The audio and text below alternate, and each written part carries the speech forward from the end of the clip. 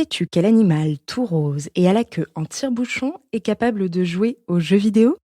Aujourd'hui, on va parler du cochon et de son intelligence dans Bête de science.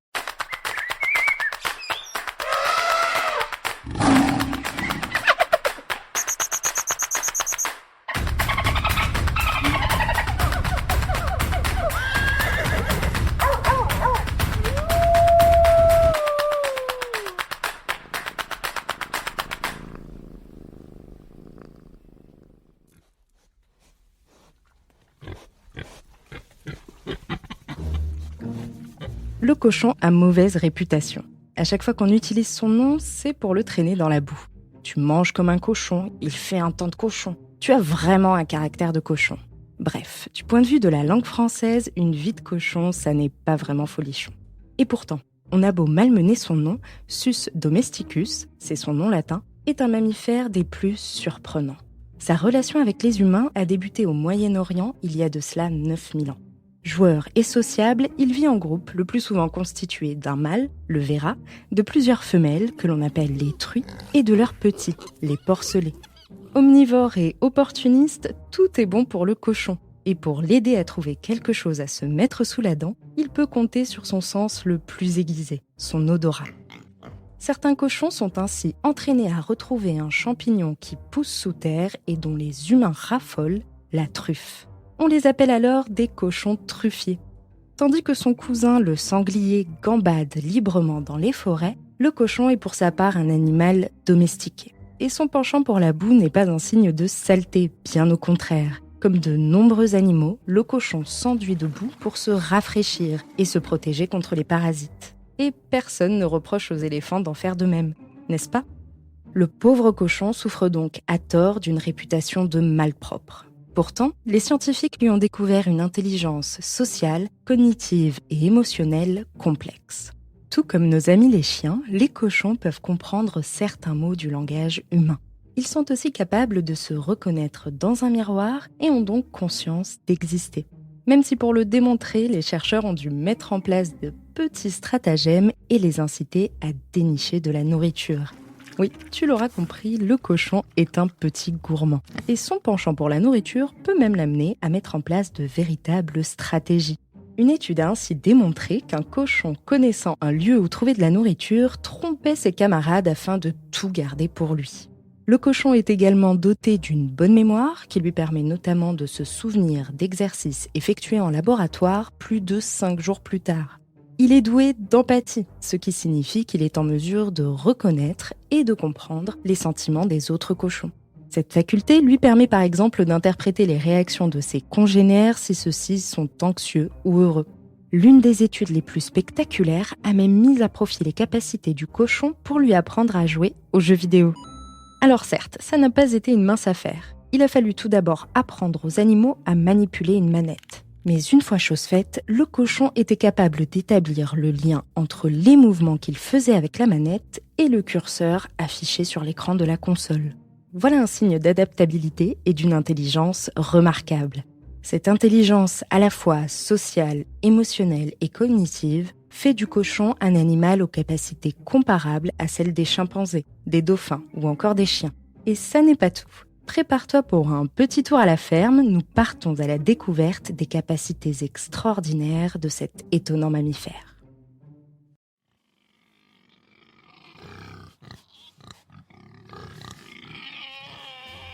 Des scientifiques du monde entier se sont alliés pour tenter de comprendre le langage et les émotions du cochon.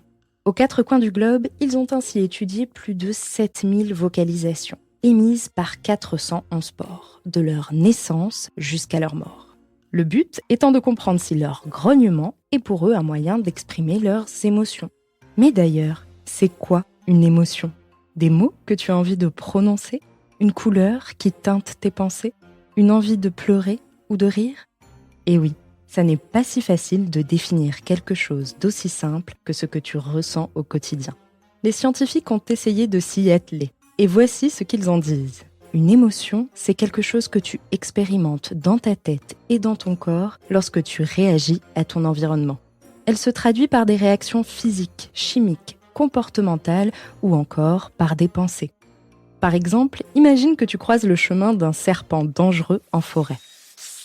Ta réaction physique, c'est ton cœur qui se met à battre la chamade. Côté chimique, ton corps produit soudain une grande quantité d'adrénaline, la molécule des sensations fortes. Ton comportement sera sûrement de t'enfuir et tu penseras probablement que tu viens d'avoir une belle frousse et que tu l'as échappée belle. Tout cela forme l'émotion que l'on appelle la peur. Les émotions sont des phénomènes bien plus complexes que les réflexes, ces réactions automatiques que produit ton corps. Elles font intervenir tout un ensemble de paramètres et surtout, elles sont une marque d'intelligence car sans réflexion, pas d'émotion. Et ça vaut aussi bien pour les humains que pour les cochons.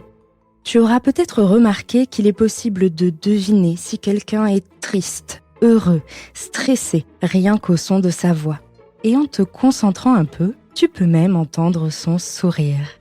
C'est la magie de la voix. Elle dit tout de nos émotions, grâce à nos poumons qui nous permettent d'émettre un souffle, à nos cordes vocales qui font vibrer l'air pour produire du son, à notre bouche qui articule les mots. Et il n'y a pas que cela. En fonction de l'émotion que l'on ressent, on a tendance à hausser le ton ou à nous faire tout petit. Eh bien, c'est exactement cela que les chercheurs ont étudié chez les cochons.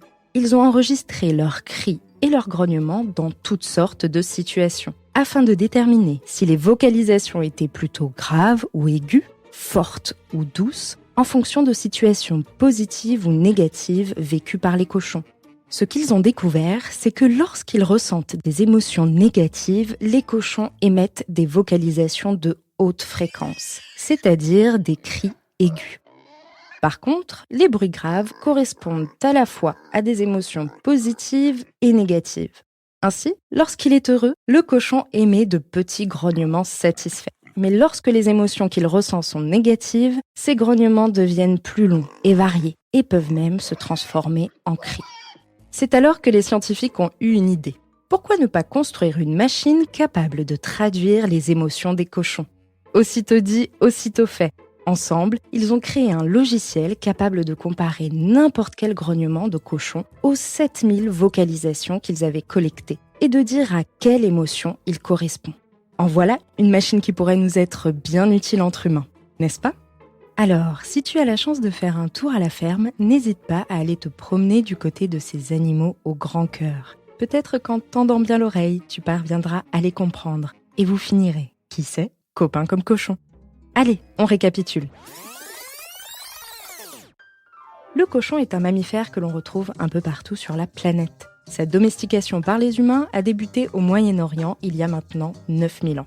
Curieux, joueur et sociable, il aime vivre en groupe constitué d'un verra, de plusieurs truies et de leurs porcelets. En dépit de sa mauvaise réputation, les études scientifiques ont démontré que le cochon sait faire preuve d'empathie, de mémoire et d'intelligence sociale et cognitive.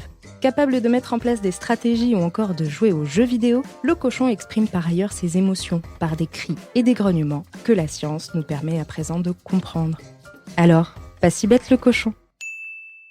Merci d'avoir suivi cet épisode de Bête de Science. Si ce podcast te plaît, tu peux t'abonner pour découvrir de nouveaux épisodes toutes les 2 semaines et en apprendre toujours plus sur l'intelligence fascinante des animaux. Si tu nous suis sur Spotify ou Apple Podcast, tu peux même nous laisser 5 étoiles pour nous dire qu'on a fait du bon travail, ou nous laisser un commentaire si tu veux qu'on parle d'une bestiole en particulier. À bientôt, jeune aventurière et jeune aventurier.